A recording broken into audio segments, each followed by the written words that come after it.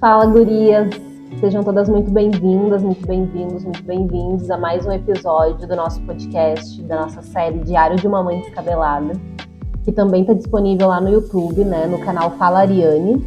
Quem também quiser me seguir no Instagram é @aarianemoreira ou @falariane_. Me procurem lá, porque, como vocês sabem, essa série nasceu de stories que eu fazia no Instagram e que as pessoas sugeriram que virasse podcast, e por isso eu tô aqui, então, falando e devaneando sobre as coisas que me interessam e que talvez sejam experiências compartilhadas com outras pessoas que estejam aí do outro lado.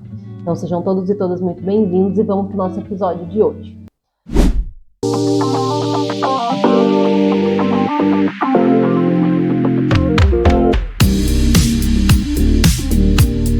E aí, gurias, tudo bom? Tava aqui fazendo um levantamento dos meus trabalhos de carteira assinada que eu tive ao longo da vida, que infelizmente foram poucos. Eu tô preocupada com a minha aposentadoria, algumas coisas.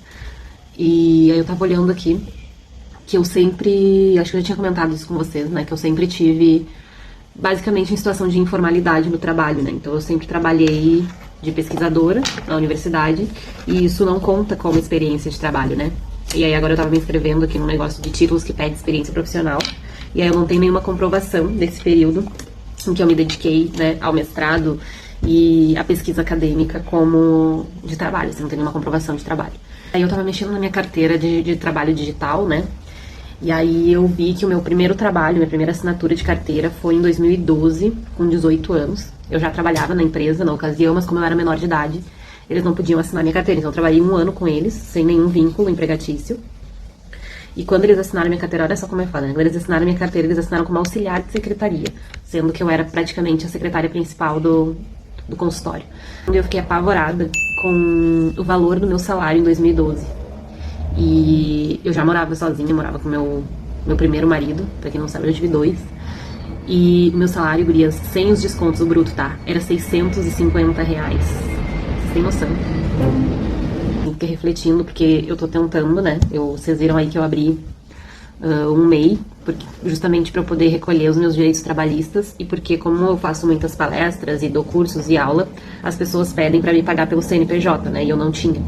E eu fiquei pensando sobre isso, assim, né? Sobre a minha trajetória profissional a partir dos salários que eu ganhei ao longo da vida. E aí eu tava me lembrando que eu comecei a minha vida profissional ganhando R$15 por dia. Eu ganhava R$15 por dia para fazer serviços bancários de uma escola, aqui perto de casa. E eu lembro que eu juntei por semanas esse dinheiro para poder comprar um tênis novo que eu queria na época, de marca e tal. Eu sempre tive 2 empregos, né, 2, 3 empregos, então eu trabalhava, ganhava R$15 por dia fazendo isso, e no outro período eu estudava, e nesse meio tempo eu ainda vendia trufa e coisa na escola para conseguir levantar mais uma grana, né. Em seguida me contrataram nessa clínica com 17 anos, pra ser secretária deles. E aí com 18, então eles assinaram a minha carteira. No valor, eu recebia R$570, e aí a partir de quando eles assinaram a minha carteira eu recebia 660 bruto. Fui vendo assim ao longo do tempo, e aí durante a graduação eu trabalhei de terceirizada, né, na universidade, eu era terceirizada da universidade. Depois sempre bolsista, ali ganhando uns R$400 de bolsa e coisa. E o meu salário nunca passou de R$1.000, assim. Isso é muito doido. Então eu sempre procurei ter mais de uma fonte de renda, porque nos espaços formais de trabalho eu nunca consegui ganhar mais do que um salário mínimo, assim. E mesmo depois da graduação, porque daí eu me formei e fui trabalhar na Renner, né, e mesmo lá eles pagavam só um salário mínimo, né, e me contratavam para um cargo abaixo do que a minha graduação tinha ali, permitia, né. E sempre isso, assim, sempre 1.000, 1.200, e aí com os descontos eu ganhava sempre R$1.000 para baixo. Vocês têm noção? Vocês têm noção que hoje eu não pago nem meu aluguel com R$1.000. E aí eu fiquei pensando sobre isso, assim, porque daí depois eu fui bolsista de novo, eu não peguei a época do aumento das bolsas durante o mestrado. Então eu sempre trabalhei muito no aperto mesmo, assim, né? Sempre muito na escassez, literalmente, porque é isso, né? Como é que tu paga aluguel, comida?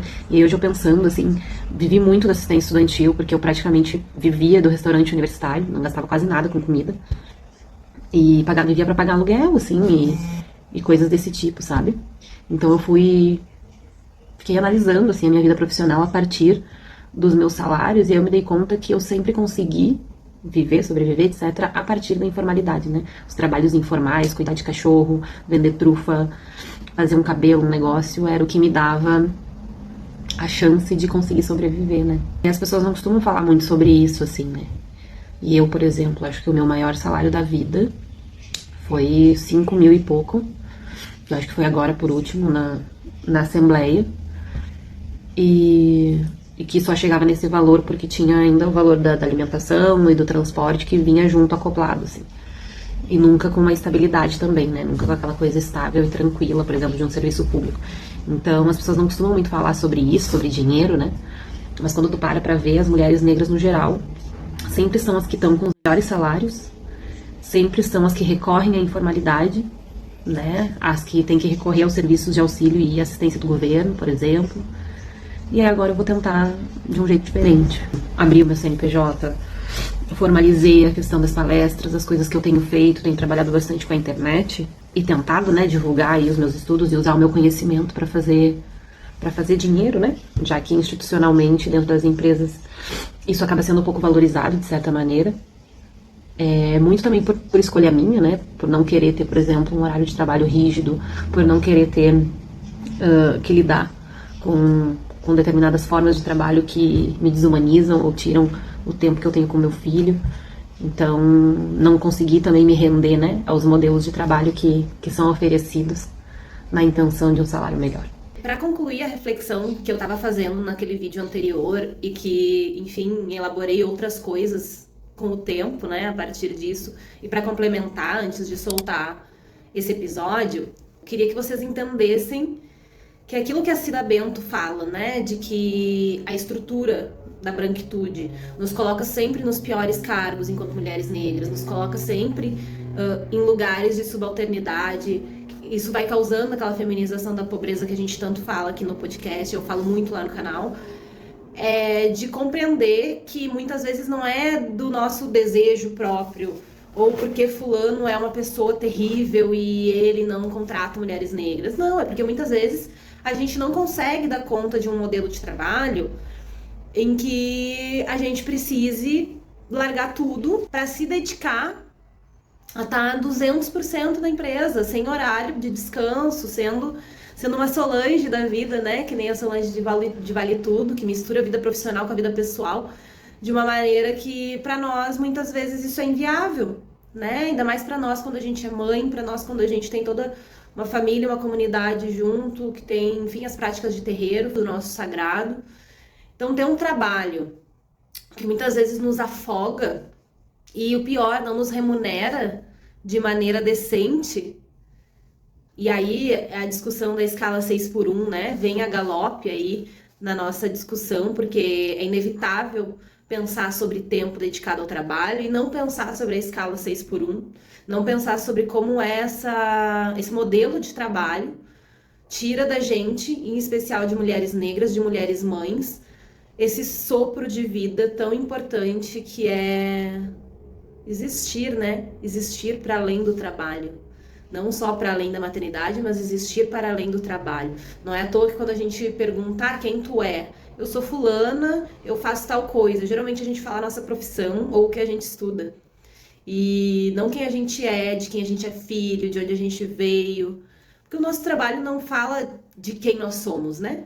O nosso trabalho fala de como a gente ganha dinheiro, de como a gente sobrevive. E eu acho que essa lógica precisa ser pensada, precisa ser invertida. Eu banquei as minhas escolhas profissionais, tenho bancado, né? Eu já podia estar aí anos-luz aí, CEO em alguma empresa. Mentira, né? Mas deixa eu acreditar. Mas eu podia, dentro do campo da empresa privada, por exemplo, estar desenvolvendo outras coisas, né? Estar num cargo de gestão, poderia, mesmo no emprego público, né? Poderia estar em cargos decisórios, como a gente tanto almeja quando faz um curso de administração. A gente quer ser ou o dono da empresa, ou a gente quer ser, né, os cargos que decidem, que tomam a decisão. Enfim, então se eu tivesse seguido, depois de todo esse tempo de formado, com as experiências que eu tenho, com a trajetória que eu tenho, provavelmente eu estaria ganhando muito mais dinheiro, né, do que eu ganho hoje. Só que sem romantismo, tem coisas que o dinheiro não tem como comprar. A minha saúde é uma delas, o contato com o meu orixá é outra, o meu descanso, né? A minha possibilidade de pegar um sol numa grama não paga, né? Tem dinheiro que não paga algumas coisas. E isso é importante pra mim. Então, muitas vezes, inclusive hoje, né, eu aceito viver em condições muito menores do que as que eu teria possibilidade, em busca, né, desse sonho que seja, dessa ideia de ter um trabalho que faça sentido pra mim, e eu não digo que necessariamente me faça feliz, mas que faça sentido pra mim e que tenha o seu lugar na minha vida, né? O seu lugar reservado e que não é necessariamente o lugar, não vai tomar, né, o lugar da minha maternidade e o lugar do meu cuidado, da minha existência. Então era um pouco disso também que eu queria trazer, só pra gente finalizar a reflexão do vídeo a partir das experiências que eu narrei pra vocês, tá bom? Beijão, até o... Comentem, né? Me mandem lá direct sobre o assunto, o que acharam, o que não acharam. Um beijo para vocês e até a próxima semana.